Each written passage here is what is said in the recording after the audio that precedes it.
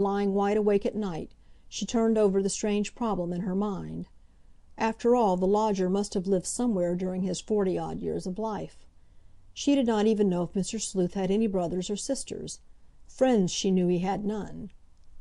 But, however odd and eccentric he was, he had evidently, or so she supposed, led a quiet, undistinguished kind of life, till now. What had made him alter all of a sudden, if, that is, he had altered? That was what Mrs. Bunting was always debating fitfully with herself. And what was more, and very terribly to the point, having altered, why should he not in time go back to what he evidently had been, that is, a blameless, quiet gentleman? If only he would! If only he would! As she stood in the hall, cooling her hot forehead, all these thoughts, these hopes and fears, jostled at lightning speed through her brain. She remembered what young Chandler had said the other day, that there had never been in the history of the world so strange a murderer as the Avenger had proved himself to be. She and Bunting—aye, and little Daisy, too—had hung fascinated on Joe's words, as he had told them of other famous series of murders which had taken place in the past, not only in England but abroad, especially abroad. One woman, whom all the people round her believed to be a kind, respectable soul, had poisoned no fewer than 15 people in order to get their insurance money. Then there had been the terrible tale of an apparently respectable, contented innkeeper and his wife, who, living at the entrance to a wood, killed all those humble travellers who took shelter under their roof, simply for their clothes and any valuables they possessed.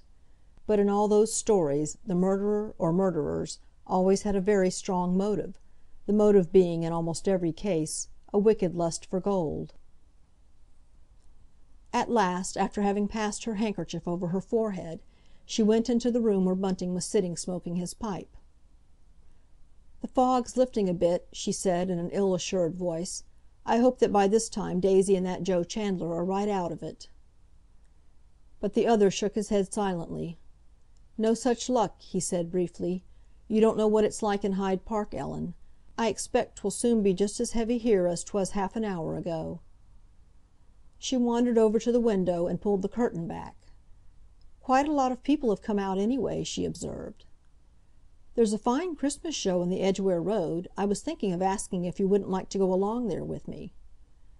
"No," she said dully. "I'm quite content to stay at home." She was listening for the sounds which would betoken that the lodger was coming downstairs. At last she heard the cautious, selfless tread of his rubber-soled shoes shuffling along the hall, but Bunting only woke to the fact when the front door shut to. "That's never Mr. Sleuth going out!" He turned on his wife, startled. "Why, the poor gentleman'll come to harm, that he will! One has to be wide awake on an evening like this. I hope he hasn't taken any of his money out with him." "'Tisn't the first time Mr. Sleuth's been out in a fog," said Mrs. Bunting sombrely. Somehow she couldn't help uttering these over-true words. And then she turned, eager and half frightened, to see how Bunting had taken what she said. But he looked quite placid, as if he had hardly heard her. "We don't get the good old fogs we used to get—not what people used to call London particulars. I expect the lodger feels like Mrs. Crowley.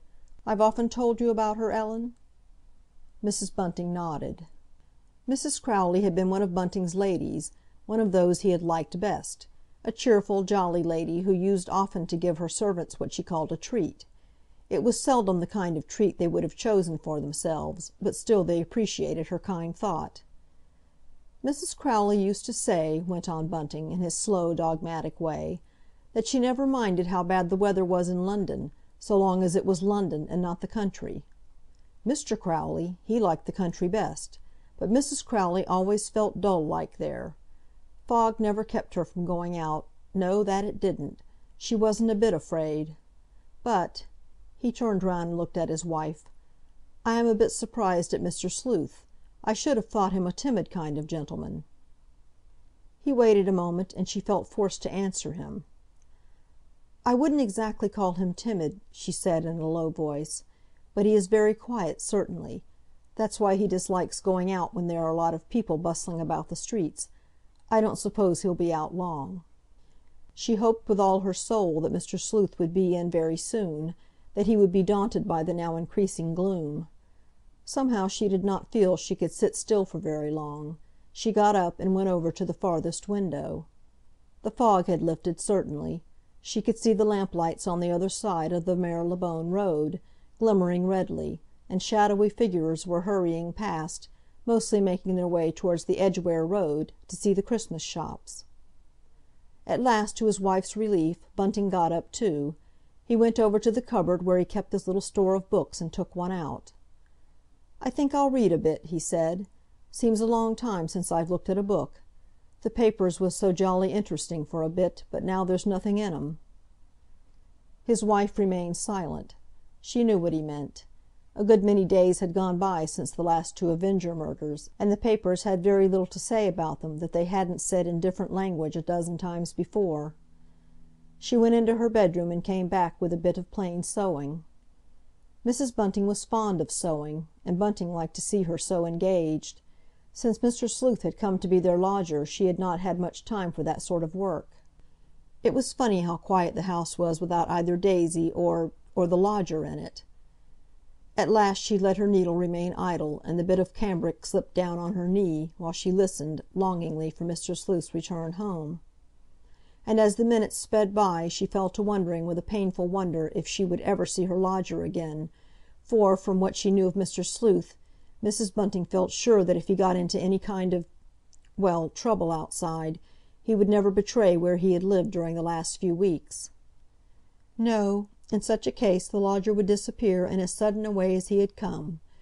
And Bunting would never suspect, would never know, until perhaps—God, what a horrible thought!—a picture published in some newspaper might bring a certain dreadful fact to Bunting's knowledge.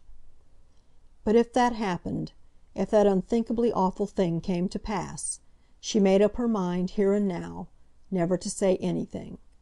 She also would pretend to be amazed, shocked, unutterably horrified at the astounding revelation. Chapter 13. Recording by Leanne Howlett.